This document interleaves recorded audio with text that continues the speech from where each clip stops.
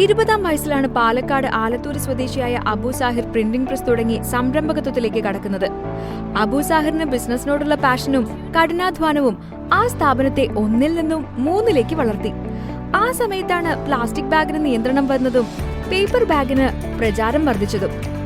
Paper ബാഗിനൊപ്പം paper plate, പാല plate, ഇല plate എന്നിവയുടെ പരിശീലനവും ബൈബാക്കും എക്സ്പോർട്ടും തുടർന്നുള്ള മാർഗനിർദ്ദേശങ്ങളും നൽകി നിരവധി പേരെ സമ്പാദിക്കാൻ പ്രാപ്തനാക്കുകയാണ് GSA എക്സ്പോർട്സിലൂടെ അബു സാഹിർ.